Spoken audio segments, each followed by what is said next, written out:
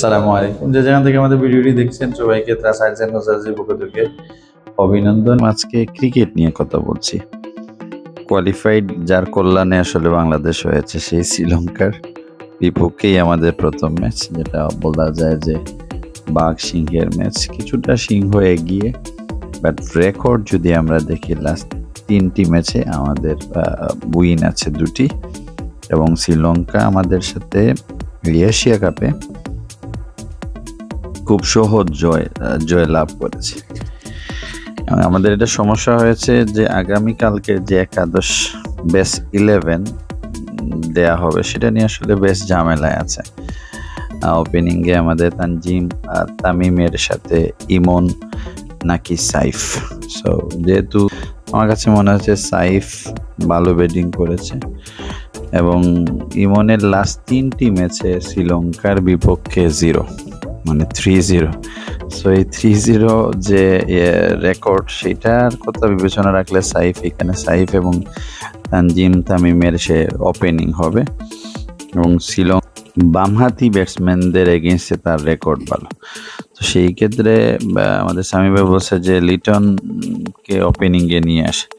এমন হচ্ছে এটা ঝামেলা হবে, তার চেয়ে বরং ভালো হবে সাইফ, যেহেতু ডানহাতি। গত ম্যাচেটা ভালো স্টার্ট ছিল সাইফ এবং তানজিম তামিম, এটা কনফার্ম। মানে তারপরে হচ্ছে ওয়ান ডাউনে খেলছে লিটন, এটা যেহেতু এজ এ ক্যাপ্টেন এটা তো কনফার্ম, এবং সুপার ফর্মে লিমার দাস। এই হচ্ছে 3 জন। শামীম পাটোয়ারি মোটামুটি একদম ফার্স্ট বল থেকে অ্যাটাকিং ক্রিকেট খেলে থাকে। সো টি20-র জন্য শামীম পাটোয়ারি ফাইন, এবং তার 1 থেকে 2 ওভার বোলিংও পাওয়া যাবে পার্ট টাইমার হিসাবে। ফিল্ডিংয়ে দারুণ। তাহলে শামীম, লিটন, সাইফ, তানজিম তামিম।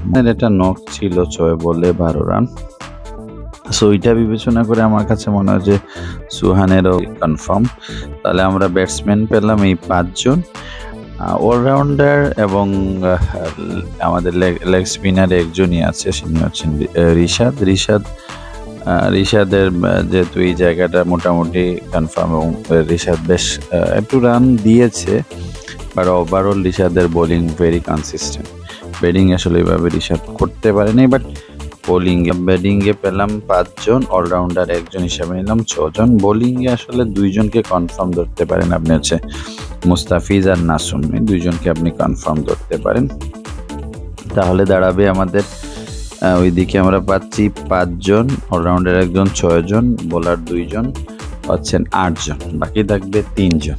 3 জনের বেলায় দেখা যাবে এখানে তাওহিদ হৃদয়, তারপরে জাকির আলী অনেক আছেন। হ্যাঁ, এদের মধ্যে 2 জনের মধ্যে আমার কাছে মনে হয়েছে যেহেতু বাংলাদেশ 5 জন বোলার নিয়ে খেলবে, সো সেই ক্ষেত্রে তাওহিদ হৃদয় আমার চয়েস। তাওহিদ হৃদয়কে রাখা হবে, এবং জাকির আলী অনেককে হয়তো বাদ দেয়া হতে পারে। সো জাকির আলী অনেক হয়তো শ্রীলঙ্কার এগেনস্টে খেলতে নাও পারেন।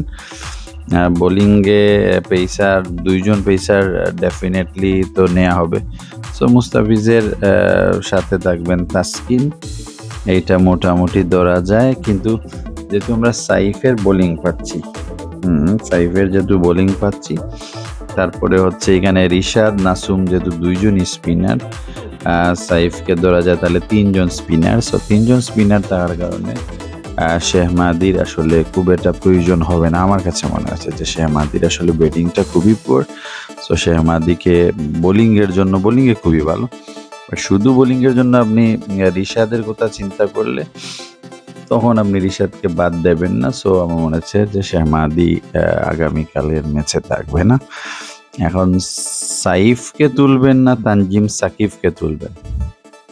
সাইফকে আসলে এই টুর্নামেন্টে খুব একটা খেলানোর সুযোগ দেওয়া হয় না, এবং তানজিম সাকিবের একটা ভালো ইনিংস আছে, বোলিংয়েও অ্যাগ্রেশন আছে। আমার কাছে মনে হচ্ছে অলরাউন্ডার পারফর্মার হিসাবে তানজিম সাকিবকে রাখা হবে। তাহলে আমাদের 11 যেটা দাঁড়াচ্ছে, ওপেনিংয়ে থাকবেন তানজিম তামিম, সাইফ। এখানে ইমনের সুযোগ আমি দেখছি না। As a captain Liton definitely উনি ফর্মে আছেন। তারপরে হচ্ছে তাওহিদ হৃদয়, যেহেতু অর্ডার অনুযায়ী তাওহিদ হৃদয় আসবেন। দেন হচ্ছেন শামীম পাটোয়ারি, দেন সুহান, তারপরে জাকির আলী অনেক আমার কাছে মনে হচ্ছে আউট, এবং রিশাদ। এই হচ্ছেন মোটামুটি যারা বেনিলি মানে 6জন ব্যাটসম্যান এবং রিশাদ হচ্ছেন অলরাউন্ডার, তাহলে হচ্ছে 7জন। বোলিংয়ে আমি তো কনফার্ম যেটা দেখলাম যে মুস্তাফিজ, নাসুম, তাসকিন কনফার্ম। সেখানে তানজিম সাকিবকে রাখা হতে পারে, যেহেতু দুই সাইডে তানজিম সাকিব ভালো পারফর্ম করার সম্ভাবনা আছে। এই হচ্ছে আমাদের বেস্ট 11। আমার কাছে মনে হচ্ছে এই 11 দিয়ে যদি বাংলাদেশ ট্রাই করে ভালো করতে পারে, বাংলাদেশের এই টিমের মধ্যে পটেনশিয়ালিটি আছে। আর দর্শক তো আছে দুবাই, প্রচুর বাংলাদেশি সাপোর্টার পাবে। ওয়েদার আমাদের জন্য ওকে, আমরাও গরম, যেহেতু এখানেও গরম। আমার কাছে মনে হচ্ছে এটা সমস্যা হবে না ওয়েদারের ইস্যুসটা সব মিলিয়ে। তবে একটু কীরকম লাগে যে শ্রীলঙ্কার জন্য আমরা এত দোয়া করলাম, প্রথমে শ্রীলঙ্কাকেই আমরা চাচ্ছি যে প্রথম বাসটা দেয়া। এটা তো খেলার নিয়ম হচ্ছে আপনার এইটাই। আর এশিয়া কাপের যেহেতু কোয়ালিফাইড হয়েছে, আমার কাছে মনে হচ্ছে যেহেতু চান্স কোয়ালিফাইড, এমনিতে তো আমরা 2 ম্যাচ জিতেছি, কিন্তু আনফর্চুনেটলি আমাদের যেহেতু মাইনাস পয়েন্ট চলে আসাতে হয়েছিল যে যদি আফগানিস্তান মানে জিতে যায় তাহলে আমাদের মাইনাস হওয়ার সম্ভাবনা আছে। সো অসম্ভব কিছু না। এবং এই টিম দিয়ে এশিয়া কাপ আসলে আমাদের কিন্তু মানে ওরা প্লেয়াররা মেন্টালি স্ট্রং না, বাট এই টিম দিয়ে ভালো করা সম্ভাবনা আছে। বাকিটুকু আমরা দেখি, যদি আগামীকালের ম্যাচ ভালো করতে পারে তাহলে সম্ভাবনা বেড়ে যাবে। সবাই ভালো থাকবেন, আপনার মতামত জানাতে পারেন এই 11-এর সাথে, বা আপনি আসলে কেমন 11 চাচ্ছেন। আমি রিয়াসাদ এবং সামি দুজনেরই দেখলাম যে দুজনের আমার কাছে ওগুলো নিয়ে একটু অ্যানালাইজ করলে আপনাদের জন্য সহজ হতো, তো লম্বা ভিডিও হয়ে যাবে।